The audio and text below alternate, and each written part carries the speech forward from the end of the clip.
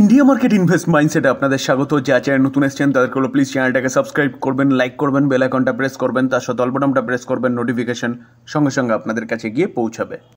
Nifty 50 দেখুন sir, নিফটিকে দেখলে দেখাবে আজকের দিনে নিফটি বা আমাদের মার্কেট কিন্তু 0.5% কাছাকাছি একটা নেগেটিভ মুভমেন্ট দেখিয়েছে।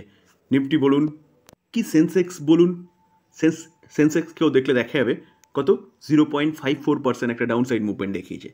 তো আজকের দিনে হঠাৎ এরকম একটা মুভমেন্ট আমাদের মার্কেট কেন দেখালো, যেখানে নিকিকে দেখলে দেখা যাবে পজিটিভ মুভমেন্ট দেখিয়েছে এবং ভালো পজিটিভ মুভমেন্ট দেখিয়েছে, আদার্স মার্কেটগুলো কিন্তু ভালো মুভমেন্ট দেখিয়েছে।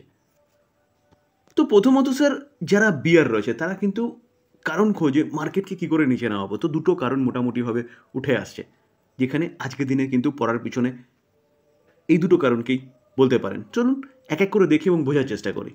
স্যার, স্যাটারডেতে আমরা একটা ভিডিওর মাধ্যমে কিন্তু আলোচনা করেছিলাম, যেখানে ট্রাম্প বলছিল যে 9ই জুলাই লাস্ট নয়, যে 90 ডেজের যে ট্যারিফের যে পজ, সেই পজের, যেখানে ট্রাম্প নিজে বলছিল যে কি, যে তারা বিভিন্ন দেশের সাথে কথাবার্তা বলছে এবং যে কোনো সময় যে কোনো রকম ডিসিশন নিতে পারে।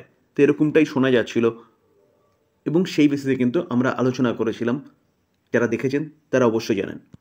তো এখন আরেকটা নিউজ শোনা যাচ্ছে, এখন মিন্স আজকের দিনে বলতে পারেন। তো এটাও একটা কারণ এই নিউজটা, যে মার্কেট পড়ার পিছনে। দেখুন ট্রাম্প কি বলছে। Trump says US does not plan to extend tariff pause, যেখানে শোনা যাচ্ছিল যে ট্রাম্প এক্সটেন্ড করতে পারে বা ট্যারিফ পজটাকে।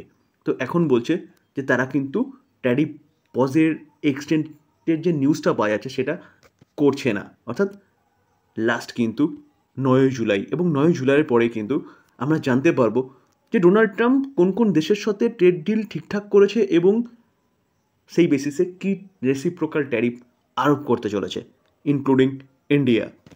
তো যেই রিল্যাক্সেশনের কথাটা আমরা স্যাটারডেতে জানতে পেরেছিলাম, সেটা কিন্তু বলতে পারেন পিছনে চলে গেছে এবং আবার সেই ট্যারিফের ফিয়ার এখন আসছে, যেখানে যুদ্ধ যা চলছিল সেগুলো শর্ট আউট হয়ে গেছে। এবং তার পাশাপাশি ইউএসের যে জিডিপি ডেটা সেটাও পাওয়া গেছে। এখন একমাত্র দিনটা হচ্ছে গিয়ে কি 9ই জুলাই, এবং 9ই জুলাইয়ের পরে আমরা জানতে পারো কি কি করতে চলেছে ইউএস। এবং মোটামুটিভাবে যা শোনা যাচ্ছে, যেসব দেশের সাথে কথাবার্তা চলছে সেসব দেশের সাথে কথাবার্তার মাধ্যমে ঠিক হবে, কিন্তু প্রতিটা দেশের সাথে কথাবার্তা বলা সম্ভব নয়। তাই জন্যে তারা কি করতে চাইছে, তারা লেটার সেন্ড করবে, অর্থাৎ ইউএস লেটার সেন্ড করবে এবং সেই লেটারের বেসিসে যদি তারা, অর্থাৎ যেই দেশকে সেন্ড করছে সেই দেশ যদি এগ্রি হয় তো ওকে, আর যদি এগ্রি না হয় তাহলে ট্যারিফের সম্মুখীন হতে হবে। তো এই নিউজটা বলতে পারেন অবশ্যই খারাপ নিউজ, যার জন্যে আজকে মার্কেট কিছুটা কারেকশান করেছে বা বিয়ারদের হাতকে মজবুত করেছে বলতে পারেন। এটা হচ্ছে প্রথম কারণ। দ্বিতীয় কারণ কি? দ্বিতীয় কারণ হচ্ছে industrial production dip to 9-month low 1.2% in May মাসের ডেটাটা পাওয়া গেছে, যেখানে বলছে ইন্ডাস্ট্রিয়াল প্রোডাকশন, যেটা বলছে 9 মাসের লোতে গিয়ে দাঁড়িয়েছে। কত হয়েছে? 1.2% অনলি। দেখুন স্যার, এই আর্টিকেল দেখলেও দেখাবে ইন্ডাস্ট্রিয়াল প্রোডাকশন ডিক্লাইন করেছে to and 9-month low 1.2% in May compare to 2.6% বলছে previous month.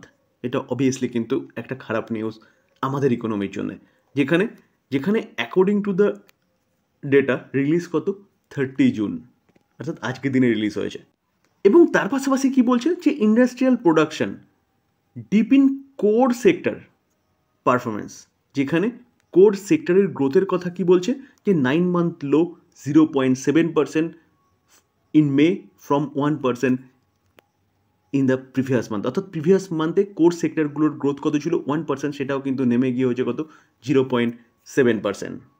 Sir, industrial production যে লো হয়ে যাওয়া, 9 মান্থের লোতে চলে যাওয়া, এটাও কিন্তু একটা কারণ আমাদের মার্কেট আজকের দিনে ডাউনসাইড মুভমেন্ট দেখানোর পিছনে। তো মোটামুটিভাবে এই দুটো কারণ কিন্তু পাওয়া যাচ্ছে আজকের দিনে মার্কেট পড়ার পিছনে।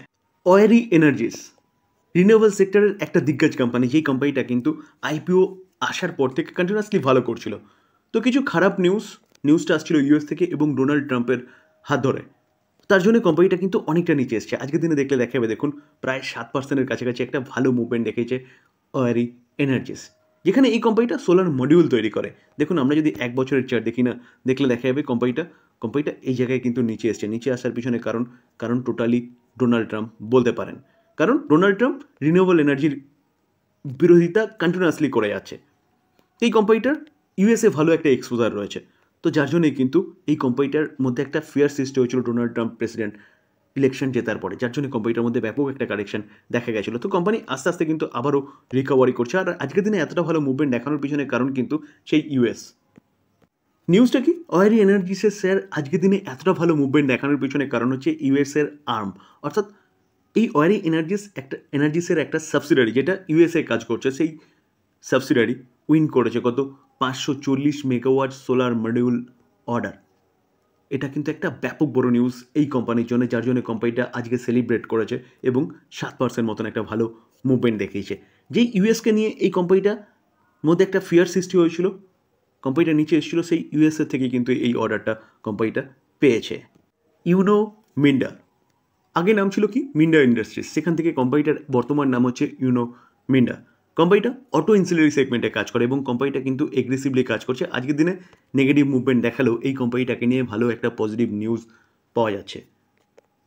দেখুন এই আর্টিকেল দেখলে দেখাবে ইউনো মিন্ডা এই কোম্পানিটা লাস্ট 1 মাসে 10% মতন একটা ভালো মুভমেন্ট দেখিয়েছে। তো এখন সিএলএসএ একটা দিগ্গজ ব্রোকিং হাউস যারা এই কোম্পানিটাকে নিয়ে বা ইউনো মিন্ডাকে নিয়ে কিন্তু বুলিশ এবং বলছে যে এখান থেকেও কোম্পানিটা আরও আপসাইড মুভমেন্ট দেখাতে পারে এবং আউট পারফর্মের রেটিং দিচ্ছে। তো গ্লোবাল ব্রোকিং হাউস সিএলএসএ একটু আগে দেখালাম যে আউট পারফর্মের রেটিং দিচ্ছে কাকে নিয়ে, ইউনো মিন্ডাকে নিয়ে, এবং টার্গেট কী দিচ্ছে, টার্গেট দিচ্ছে যে 17% আপসাইড মুভমেন্ট দেখাতে পারে, কত 1304 পর্যন্ত কিন্তু টার্গেট দিয়েছে এই কোম্পানিটাকে নিয়ে। তার পাশাপাশি রিপোর্টের মাধ্যমে আমরা জানতে পেরেছিলাম যে কি গভর্নমেন্ট অফ ইন্ডিয়া কী করতে চলেছে, অটো ইনসিলারি সেক্টরের জন্য 13,000 কারোরের একটা কিন্তু পিএলআই স্কিম আনতে চলেছে। তো এই নিউজটা যদি ঠিক হয় না বা কার্যকরী হয়, তাহলে কিন্তু বলতে পারেন অটো সেক্টরের ব্যাপক একটা বুম আসবে, যার ফলে অটো ইনসিলারি সেক্টর কিন্তু যথেষ্ট ভালো মুভমেন্ট দেখাবে। এটা কিন্তু অটো ইনসিলারি সেগমেন্টের জন্য এই নিউজটা পাওয়া যাচ্ছে, যেখানে নিজেদের দেশের চাহিদা তো পূরণ করবে এবং তার সাথে সাথে কিন্তু গভর্নমেন্ট কী বলছে যে এক্সপোর্টের কথাও ভাবছে অটো এনসিলারি সেগমেন্টে। তার জন্যে কিন্তু 13,000 কারোরের একটা ব্যাপক পিএলআই স্কিমের কথা বলছে কে, Indian government. CDSL, central depository service limited, কোম্পানিটাকে দেখলে দেখাবে, দেখুন কোম্পানিটা আজকের দিনে 2% মতন একটা ভালো মুভমেন্ট দেখিয়েছে। কোম্পানিটা আর একটু ভালো মুভমেন্ট দেখিয়েছিল, কিন্তু লাস্ট মুভমেন্টে কিছুটা প্রফিট বুকিং দেখানোর জন্য কিন্তু ক্লোজিং দিচ্ছে কত 2% মতন আপসাইড মুভমেন্ট দেখিয়ে। যেখানে এই কোম্পানিটার business totally share market related. Market যেই পরিমাণে লিকুইডিটি বুস্ট করা হয়েছে এবং যা নেগেটিভ নিউজগুলো ছিল সেগুলো কিন্তু শর্ট আউট হয়ে গেছে। তো মার্কেট শুধু এখন ভয় পাচ্ছে কিসে, 9 জুলাই এবং ডোনাল্ড ট্রাম্পের কী ডিসিশন নিতে চলেছে সেটা। এছাড়া মার্কেটে আপাতত আর কোনো নেগেটিভ নিউজ কিন্তু পাওয়া যাচ্ছে না, যদি না কোনো রকম কোনো যুদ্ধ আবারও কোনো দেশের সাথে লাগে। তো সেই জায়গায় দাঁড়িয়ে মার্কেটের কিন্তু এখন ভালো সময় আসছে এবং এক্সপেক্ট করা হচ্ছে নিফটি 26,000 বা নতুন হাই কিন্তু আবার লাগাতে পারে 2025-এর শেষ হতে হতে। তো সেই জায়গায় দাঁড়িয়ে নিফটি যদি ভালো পারফরমেন্স করে, তো শেয়ার মার্কেট রিলেটেড যেসব কোম্পানিগুলো আছে সেই কোম্পানিগুলোও কিন্তু ভালো পারফরমেন্স অটোমেটিক্যালি করবে, কারণ এটা হচ্ছে একটা ডিপোজিটারি। আমরা যে ডেলিভারিতে বাই করছি সেগুলো কার কাছে জমা থাকছে, অবভিয়াসলি সিডিএসএল এবং এনএসডিএল। আর সিডিএসএল কিন্তু মনোপলি বিজনেস করছে, প্রায় 65% মার্কেট শেয়ার কিন্তু সিডিএসএল এর কাছেই রয়েছে ডিপোজিটারির। তো সেই জায়গায় দাঁড়িয়ে মার্কেটের ভালো সময় আসলে কিন্তু কোম্পানিটা ভালো ছোটে। আমরা লাস্ট 6 মাসে দেখতে পারবো অনলি ফর 2% মুভমেন্ট দেখিয়েছে, কিন্তু মার্কেট যে রিকভারি করেছে না 21,000 সামথিং থেকে যে 25,000-এ এসছে, তো এই কোম্পানিটাকেও দেখলে দেখাবে কিন্তু এই কোম্পানিটা ম্যাসিভ জাম্প দেখিয়েছে। দেখলে দেখাবে এই কোম্পানিটা প্রায় 70% একটা ভালো আপসাইড মুভমেন্ট দেখিয়েছে এই টাইম পিরিয়ডে, যেই টাইম পিরিয়ডে মার্কেট রিকভারি করেছে। তো সেই জায়গায় দাঁড়িয়ে যদি মনে হয় যে মার্কেট আরও ভালো করতে পারে, তাহলে এই কোম্পানিটাকে কিন্তু ভালো করতেই হবে। ডিসক্লেমার দিয়ে রাখি স্যার, এই ভিডিওতে যেসব কোম্পানিগুলো নিয়ে আলোচনা করলাম সেসব কোম্পানিগুলো সম্বন্ধে নিউজ পাওয়া যাচ্ছে, সেগুলো আপনাদের সামনে তুলে ধরার চেষ্টা করলাম মাত্র। তো এটাকে কেউ বাই রেকমেন্ডেশন হিসেবে নেবেন না। বাই করার আগে নিয়ে ভালো মতন অ্যানালাইসিস করবেন, তারপরে বাই করবেন, বা আপনি আপনার ফাইন্যান্সিয়াল অ্যাডভাইজারের সাথে কথা বলে নিয়ে তারপর বাই করবেন, কারণ টাকাটা আপনার গেলে কিন্তু আপনারই যাবে। থ্যাংক ইউ, ভালো থাকবেন।